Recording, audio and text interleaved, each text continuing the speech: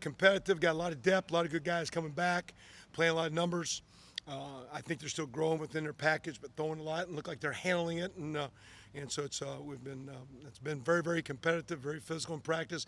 And I think, quite honestly, you're kind of going against them against us, but I kind of feel like the leadership and the culture that was kind of built through the summer of Coach Mick and the way we cross-pollinated the team, it's not like we're fighting against each other. We're just competing like heck to get better. And sometimes you got me, and next play maybe I'm getting you. So there's been a lot of back and forth. And it's been as competitive, tough, consistent, back and forth banter as kind of like maybe in that first year we had some of those guys up front kind of getting after it. It's been really good. It's been fun. It's been challenging.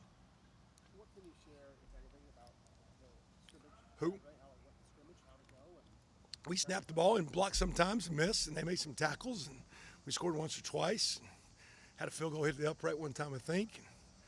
It was good. It was good. Again, I thought as some drives, sometimes in practice we rotate in maybe racks or threes or four, and I think we had some drives on both, especially offensively, where we got to maybe play 7 or 8, and maybe didn't execute or play with the pad level or the execution as you got into a third down or score zone situation. So today in practice, we extended, instead of just 4 plays and you're out, let's go 8 or 9 or 10 plays in a row, just to kind of get some of that as the drive goes on both sides of the ball, how to hang in there, how to communicate, how to compete. So thought it was good, but got a little sloppy as drives went, sloppy in. A few turnovers, defense created several good turnovers, which was good for them, not good for us. Got to run it better. It wasn't our best running day. We need to run a little bit better as we go. And everyone assumes this offense is going to pick up last year's great offense. It doesn't work that way. What do you think is the state of the offense right now? What are your concerns, if any? What you just said, assume, because I was told what that meant a long time ago as you divided into some letters. And if we again get a little too big for your britches in this day and age, in my time in my life, it seemed like every time that I or our group got a little too big for its britches, we got it. I had a saying a long time ago. I started, as soon as you think you got it, you're getting ready to get it. And it's always a fight to stay on point, to stay focused, to keep evolving, to sharpen your skills. As good as you may be, we all have deficiencies. So we've been really hard. I think our players have picked up some of the ownership and leadership of what we're trying to do, and it's not coming from the coach all the time. So, we're trying to stay humble and grounded because you're only as good as we can block it, and those supporting guys can make it look good. So, but in blocking is everyone. You got tight ends and receivers involved with the running game, whether it be in a run play where they're blocking someone, or RPO. You got quarterbacks making decisions. So when that run game's going, it's 11. In the pass game, you got to pick up blitzes and firm up pockets, and CJ can deliver it. We got some great guys who can get open, but it's a total team deal. So right now when you start back over, because you go through the winter workouts individually, a little bit of spring, summer's back to a lot of group, but individual, now's where the offense comes together. And to be a great offense, you come together. To be a great offense, at the end of the year, you show what you've done, and it's not stats. There's big rings and there's big trophies that great offenses have. Statistical offenses can have those numbers, which show that statistically you didn't win the games you needed to win.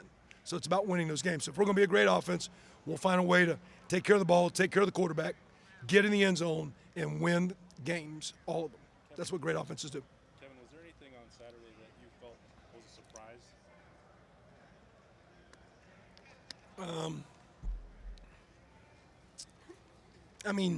Some of the guys, I know we minimized a little work for some of the top guys.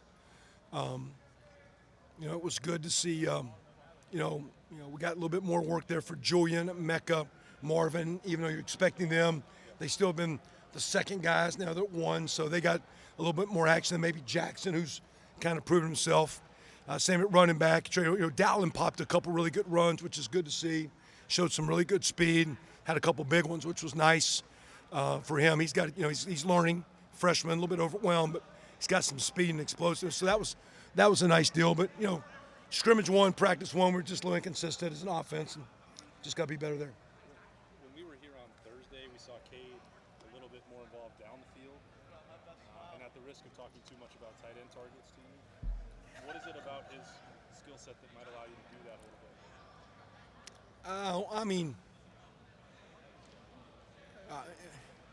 bit? I mean, we're running the same plays. To me, it's like, you command the ball. Um, you know, um, so if you get open, and you show in practice you get open, then coach is going to put you number 1 or number 2 in the progression. Years ago, I remember Sean Payton telling me he was at the Giants, and I think he said when he had Monte Toomer was 1 and Shockey was 2 and Tiki Barber was 3, he goes, I can be in 22 personnel. If those guys are in the progression 1, 2, and 3, something good's going to happen. So does the tight end play well enough to merit being 1 or 2 in the possession, or is he 4 or 5? Because typically in college protections break down, you're not getting to the 4th and 5th guy a lot. So one, it's just how you practice, and of course he's got good ball skills, good basketball player. Again, he's made some plays down the field. Quite honestly, he needs to be better down the field. But he's also been very good underneath. Had a great play the other day. He ran right through a couple of defenders like a bowling ball and smashed them up. And he's 257. He's playing really good. Was voted captain, one of the best leaders on our team. Had a championship performance in scrimmage. Very, very physical. He's gonna have a great year. I mean, he's pretty good player now. I've seen a couple. He's pretty good now. How deserving is he for that captaincy? That's the kids because the kids voted on it. But he's here every day, goes hard every day. His body holds up every day. His mind holds up every day. His gas, his give up holds up every day. He's into it now. He cares. He's really good. So I think he's going to play well. I think leadership is best coupled with performance, and I think the way he consistently practices, and I think the way he consistently plays, he's going to perform well. And then verbally and action, he does so many things right that you want a leader to do. So, it's not phony. He got it. It's not trying to build somebody up. He's one of the dudes of our team. From your perspective, who's a player or two that has really come on this preseason that you think has got to be in the mix? From your vantage point, that maybe is a little bit surprising. Maybe is Evan Pryor fit that nose? Yeah. But again, you still got with Mayan and Travion, it's like, and then opportunities and touches, and same thing. I think Cade's going to have a chance to get the ball, but you still got Jackson sitting out there that's going to get open, and Marvin's got his own way to show he's going to be a solid. And Mecca's probably been as pleasing and consistent as any of those guys, practicing hard and making some just really strong, impressive plays with and without the ball. So you got Julian, there's just a lot of guys. So bottom line, it's just, the guys that just, we're at a point right now of camp where you don't practice, but you continue right now to build your culture and really get good at something. Just don't show up and have a practice and say it's 2-a-days and it's hard. Everybody's in 2-a-days or preseason practice and walkthroughs. It's hard. Okay, but who's getting better? Who's honing their craft? Who's building the culture of the offense and what you're trying to be? And to me, we got a lot of good players. I don't know if there's going to be a bunch of surprises because you guys know all the guys that are good. There's a lot of second-year guys that are starting to fringe on being what you think they should be. And it'll be interesting as they practice here the next 1, 2, 4, 5, 6 weeks.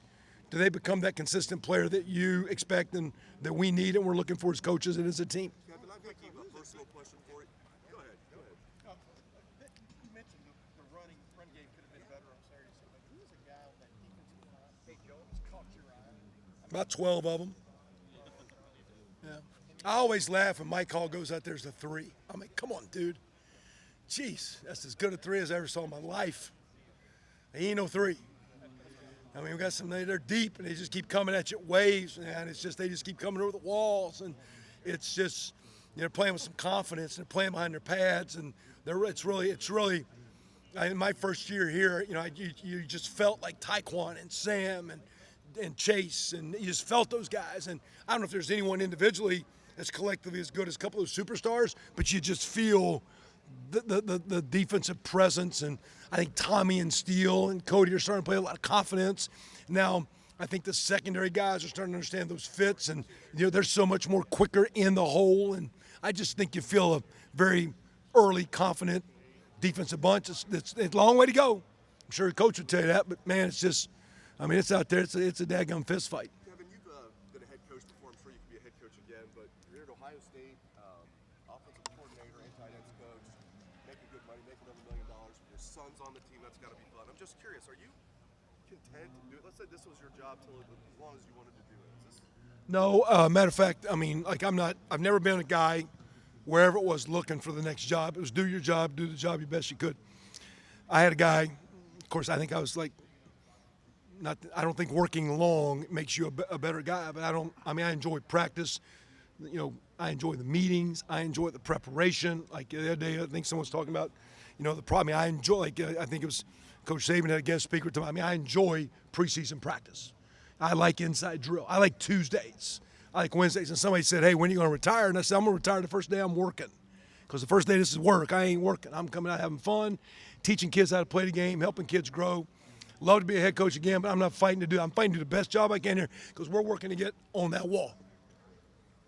And so whatever we need to do to get on that wall. And I've had a chance with a lot of great offenses and great teams. I played net 5 times I've been in that game. I'm still looking for that ring. 5 times. 6 if you count the playoff game we lost a couple years ago. And so I've been there knocking on that door. I want to help a group of kids I think that's good enough to knock the damn thing down. And we ain't there yet. We ain't there yet. But there's a group of guys, the way this team's coming, it can be that type of team. And that's not hopeful talk, and that's not Buckeye tradition talk. That's looking at grown kids playing the game right, and you're trying to impact their guys. So I just trust the good Lord. Are you where you're supposed to be? Coaching the kids you're supposed to coach. Family's kind of almost raised. Used to be where you're raising your kids. I got my son on the team. That's neat. It's cool. I really didn't want him to come here. I wanted him to do what's best for him. That's been good for him. But right now, my thing is to do everything I can to give Coach Day what he wants to help this offense and these kids have a chance to chase greatness because we had a chance to go for it. Kevin, where is Joe Royer right now in being the number 2 tight end that you guys? Yeah, I think right now, like the 2 best guys we got, different roles and jobs, is where Cade and Mitch Rossi are. They're our 2 most consistent, strongest guys. Then you got G and Joe figuring out that next niche and how good are you without the ball and blocking, and what's the blocking matchups, and then what's the route running. And you know, there's a little you see it, and then a little inconsistency as they're growing. So I think both those guys are kind of jabbing back and forth, and then behind that you go Sam and Bennett. Sam's starting to come on, which is encouraging. I really like Bennett, but the first 2 right now I think we got getting close to game ready. Cade and Mitch. We got to see how much we can get out of Joe and G as we start game 1, game 3, game 5 as we move where those guys get to. Mitch has previously kind of been really in that fullback niche. Do you see him as someone who can be a second tight end both in line or split out? But you got to play to certain skill sets or traits. Not that he does certain things all the time. Who's the matchup? Where is he in the formula, the equation? Where do you piece him out? All that deal. So he with special teams and what we'll do. And Mitch is much more valuable than I think people realize. He is a solid component of what we do. I mean, we've got with those receivers maybe 11, 12, 13, 14 other. He's one of our 14, 15 best players on offense. He finds a way to get. He'll be on the field to some degree, and we'll have a decent spot there for us. Is there something Cade is doing in camp more consistently than he was when he switched in spring? I think the more he's played, I think he's running his routes faster. We're talking about route running a minute ago, where he's covering more ground. I mean, not playing, just running with stride length and not taking little choppy steps and running up on people, running by people, strong enough to work edges and run through people. In the block game, we're getting him slow. They had a couple great ones today from being I want to muscle you blocker to, by the way, I can run. Let's bring that momentum and feet and really roll off the ball and really get the push and the movement you want him. He's 256, 57, 58 pounds. He plays. You look at our GPS, he'll be the fastest tight end on the field a lot of days and the biggest. So you put that combination together, maybe he's going to get open. I think he can play physical with the ball. He's on track to have a really strong year. He's going to be an impressive player. What does the GPS show? When you say the GPS? Just they show how many yards. Like typically, like last year, we'd have like in a practice a year ago on a Tuesday hard practice, you'd have Chris Olave and Garrett Wilson would push around 6,600 to 7,100 yards. Ruck would be at about 58, 59 third highs. And then you look at your speed. Are you going 11 miles an hour or 17 miles an hour or 19 miles an hour? And then you even look at the distance zone. So when we track the volume, how fast you're running and how much you're running at a high click, he's running at a high click. So it's just, you know, and that's when you're doing teamwork. It's one thing to go out there with Coach Mick's running around bags, and the guy has it and it says he runs 20 miles an hour. Okay, put people out there, and now you're thinking. And also there's a thing called confidence and courage. As there's people in the way, now run 20 miles an hour. And there's another dude standing right there too. Oh no, I start hesitating. I'm waiting. And and so he's playing fast. He's a very mature guy. And not that he's just going to blow by you and you guys say, well, look, he's running 4.5. No, he's just playing fast, playing physical. He's a big athlete. That's why you guys thought he should play defense. He's a big athlete, man. I don't know. Can't tell you. I mean, they'll get 17, 18 on a pad a day, which is pretty good for those guys. You guys have a 3rd and 1 against Notre Dame that you need to pick up. What do you think of the ability of this offense right now? Not what it needs to be. Not what it needs to be, based on what I saw Saturday. Because they needed to be better Saturday in structure, what we're calling scheming, and that pad level, and execution, and demeanor, and attitude. So, we had that was a couple glitches Saturday that needed to be. And sometimes maybe just say the structure that wasn't. I put us maybe not in a good play call. Maybe sometimes somebody just got his tail kicked on that play. Like for example, when we're sitting here. Like we do you guys see us in warm-ups out here, and we do those blocking drills starting first period. When it's 3rd and 1, you're playing as high as this table. When I'm out there in the drill, it's like we're blocking like this. 3rd and 1, it's about that high. And there's a bunch of violence going on. So it's a different pad level. It's the same play, but now you're on the goal line. It's some type of power or zone or whatever. We all kind of run the same variations of the same plays that are north-south plays. Maybe you have a little trick them trying to get it outside once in a while, but how are you going north and south? Well, it's also, there's a scheme involved, but there's a demeanor of when the referee comes out. The referee comes out and says, we got this much. Okay, how's that D-line playing that play? Versus 3rd and 15. How's that D-line playing?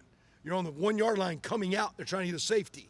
How are they playing? So it's not just the plays as we practice, but you get into situations. So the other day in that situation, play call can be better, execution can be better, but also the demeanor of what we're trying to get accomplished here, man. This is tough. 4-minute offense to win those championships. We're going to have to close out some games, and everybody knows we're running it. I know Coach will have a safe pass or something to keep them honest, but we got to run it and get the first down. And that's what those great offenses that we talked about earlier are going to do or not do. That's what we'll see if we're a good offense or not. When you have Travion and Mayan or different style backs, maybe could you go with a guy like Mayan in those situations who's maybe a little lower the ground or whatever, or do you want, if Travion's your starter, do you want your starting running back on the field on 3rd and 1? Yeah, I think that's not been discussed verbatim as much as I think we kind of trust them both just running the offense, and whoever's there right now in practice, we're just kind of writing versus we're catering, hey, this for you because of a pass play, a protection, or a specific run. We're counting on. We think those two guys are really good with Evan and Dallin with them. So right now they're if we question or want a little bit more load in the backfield, you would go with Mayan. But we right now we do know Traven's a good runner, so we're not trying to be good to him. We just think Doug, he's just him. They both can do it all. It's not situational. It's just you're going to play with them. As of now, and that could change as we continue to look at what we are or are not, or he is or is not. Right now, we wouldn't say no. You're the short yardage back. That has never been said. When you talk about the tight ends who are the most ready right now, if you're trying to do that, is that Cade and Mitch in the game in a situation like that? If you're going with 2 tight ends, Right now, that would have a chance to be our guys right now, or in potentially in time, like we did last year, maybe it's a big old lineman. Who knows? Or we keep bringing Joe, G, Bennett, and see where those guys get to with Sam. But right now, we're in a spread set, and if we're going to our bigger guys, it's those 2 guys right now. and how are they in those situations, Cade and Mitch? They're 2 of our best, and they're as good as we've been. I mean, they're pretty good. I mean, I got a lot of confidence in those guys, and they have a lot of confidence in themselves. They're good.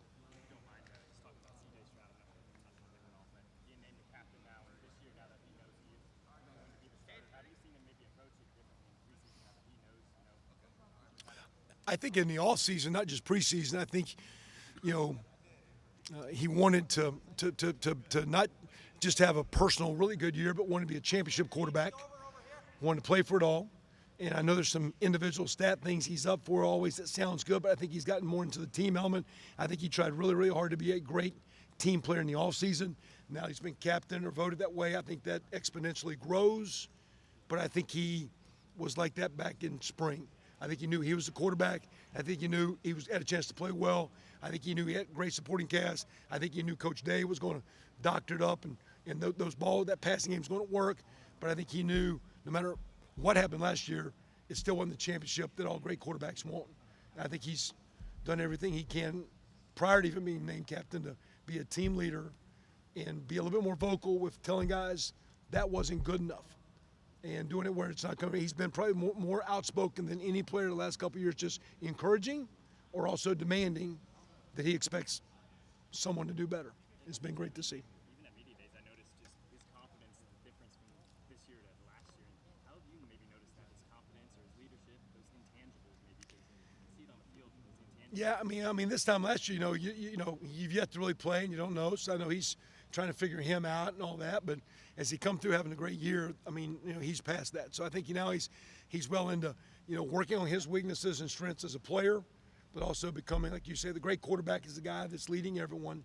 It just kind of comes, and you don't have to say a lot. Maybe it's just with the way you're preparing, the way you're working, the way you're taking care of the body, the way you're living your life outside the building, because everybody knows what he's doing. The team knows. So whether it be verbally, things he's saying, or just the way he's carrying and leading his life, he's a talented player. He's a great kid. He's a hell of a good leader for us. I think Stover, I think Tommy Eichenberg is. That leadership of those 6 captains those are strong players, and those are great men. Kevin, I know you guys have all, you're balanced, you want to throw it and run it, but this passing game is so prolific, right? We know that. There's such skill here. Does it ever, I don't know if the word difficult is right, but when reinforcing, we've got to run it on 3rd and 1. We've got to be able to get it when they know we're going to run it.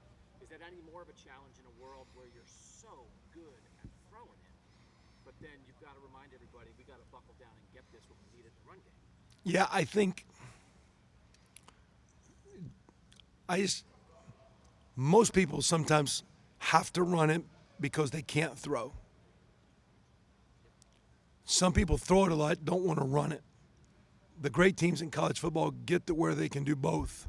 And I think because we're just talking CJ a minute ago, I think he knows he's plenty good enough. He don't have to prove he can throw and make shots.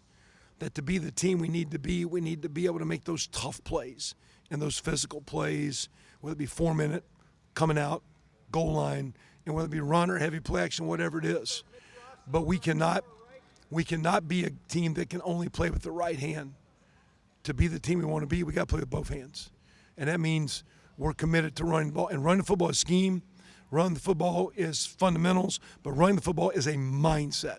And as well as we throw the football, which we all know has a chance to be extremely good because of Coach Day, the skill, the quarterback, yes, it's got a chance to be really good.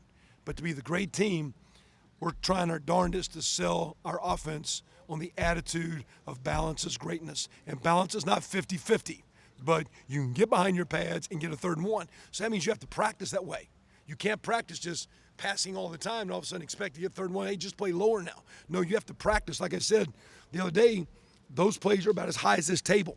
And you have to learn in this world, we say stay off the ground, now to get down low and knock somebody back to get a tough yard, to get a 4th and 1, to get a 4-minute offensive deal. And that's a mindset. And championship teams have the great mindset. So it's tough because as good as our skill. I think, though, our skill's good enough now, and it was so good last year, knows it doesn't matter if we don't have that balance. And I think there's a little bit of humbleness. Their skill knows, yeah, we can rely on that one. We can rely on that three-point shot over and over and over. But if we can't play defense, can't rebound basketball, if we can't play offensive running football, we're not going to be the championship team that we're yearning to be and expected to be. And I think that's why we're working that way. Thank you very much. Thanks. We're going to put Joe Royer here in a second. Hey, Coach, I still need you for 2 more things.